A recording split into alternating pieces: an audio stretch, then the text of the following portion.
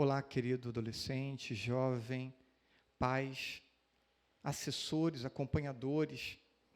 Dirijo essa palavra a cada um de vocês, como um resumo de nossa tarde vocacional.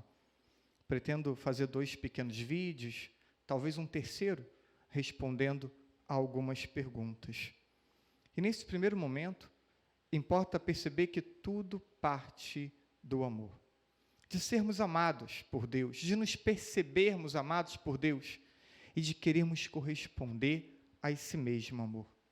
As vocações surgem, então, como uma resposta de amor. Costumamos classificar as vocações em 3 blocos. O sacerdócio, a vida consagrada, que tem inúmeros desdobramentos, e a própria vida matrimonial. Ao criar cada vida, Deus já concede a cada um seu próprio modo de corresponder vocacionalmente ao amor recebido. Cabe a cada pessoa, sobretudo na fase juvenil, trilhar um caminho de entendimento e discernimento para acolher corretamente a vontade de Deus em sua vida. E ao criar cada um para uma vocação específica, Deus concede também habilidades específicas para o desempenho de sua vida e de sua missão. Para cada vocação específica, habilidades também específicas. Não podemos confundir vocação com profissão. Muitos hoje usam o termo discernimento vocacional aplicado à faculdade e à profissão que o jovem pretende seguir. Mas estamos no ambiente religioso, refletindo sobre a vontade de Deus. E esse termo discernimento vocacional é propriamente nosso. Então, discernimento vocacional se aplica a entender a vontade de Deus na nossa vida. Mesmo na igreja, muitos vivem sem grande preocupação com a questão vocacional como vontade de Deus. E sem entenderem o impacto da vocação para a santidade e para a conquista do céu. Vejam, falamos de uma realidade que impacta a nossa santidade, que impacta facilitar ou dificultar o nosso caminho para o céu. E ainda não tem um entendimento da vocação como caminho de missão que salva muitas outras pessoas. O nosso sim acertado pode impactar positivamente na salvação de muitas pessoas.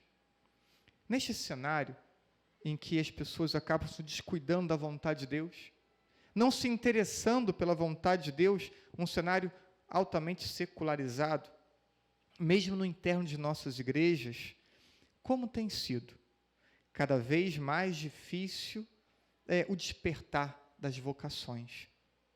Não só a vida sacerdotal e consagrada, mas o próprio entendimento de matrimônio como vocação. Algumas situações têm sido desafiadoras, com as quais temos nos deparado. Poucas vocações, a vida sacerdotal e consagrada. A imaturidade humana e espiritual desses que ainda se despertam vocacionalmente. O crescimento e a naturalidade com que os divórcios estão acontecendo. E também o abandono da vida consagrada. Essas realidades nos causam um impacto. E dentre muitos fatores que poderiam explicar essas realidades, sem dúvida, é o processo de discernimento poucas vezes realizado e quando feito de forma viciada. Quero dizer, a pessoa tem uma tendência, já um desejo, e acaba fazendo um processo, quando faz, muito direcionado ao seu desejo, à sua vontade, à sua expectativa. Preparamos um pequeno esquema para poder ilustrar essa realidade.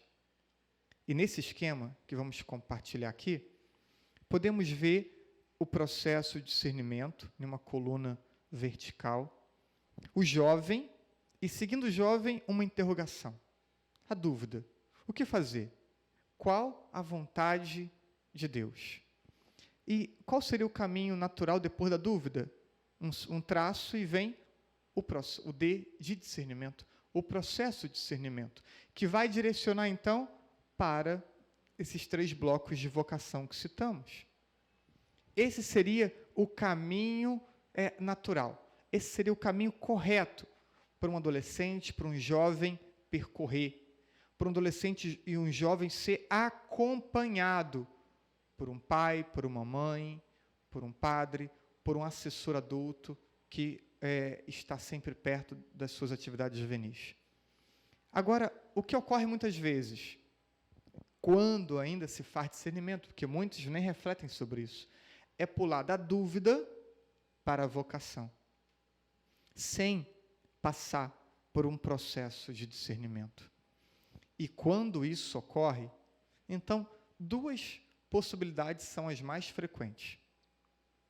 A primeira é acertar, entre aspas, deu um chute e acertou a vocação.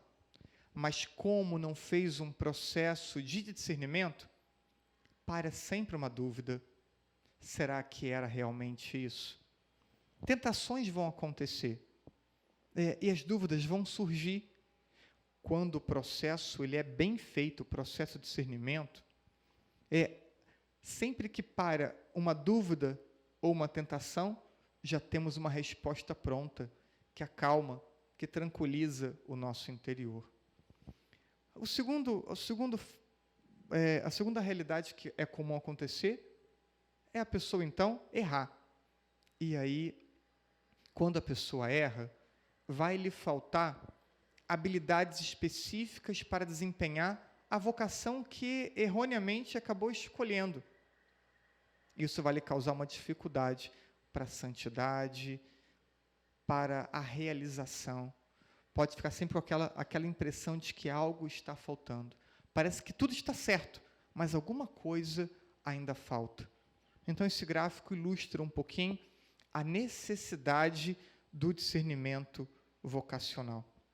Vejam, como pensar pessoas casadas que não querem ter filhos, pessoas casadas que não querem ofertar a vida, como pensar consagrados que não tenham a oração como prioridade, como pensar padres que já não se dedicam tanto à evangelização. Será que essas pessoas fizeram um correto processo de discernimento? Será que essas pessoas acertaram a vontade de Deus em suas vidas? Muitos não conseguem ter êxito pleno, realização que aquieta o coração, por falta de entendimento do querer de Deus, Criador, e por falta de conversão contínua. Mas, sem dúvida, muitos caminhos errados, muitos escolhem caminhos errados e lhes faltam habilidade para lidarem com os desafios da vida que escolheram. Escolheram a revelia da vontade de Deus. E, sem dúvida, o caminho para a santidade e para a felicidade torna-se muito mais difícil. Então, esse primeiro momento é para falar um pouquinho da vocação, para entender que é necessário um processo, que esse processo ele é fundamental na vida de um adolescente, de um jovem e de um adulto também. E dito isso, e ainda poderia dizer, um processo de discernimento é fundamental para qualquer grande e importante escolha em nossa vida. Fazemos muitas escolhas erradas, e escolhas erradas são feitas por falta de um processo de reflexão. Para um instante e pensa. Quantas escolhas você fez de forma impulsiva? Quantas escolhas você fez, talvez por sofrer influência externa e não ter sido livre para a reflexão? Quantas escolhas erradas fez por não submeter a Deus na oração o seu processo de reflexão? Então, finalizo esse primeiro momento e, em seguida, vamos refletir sobre o processo de discernimento.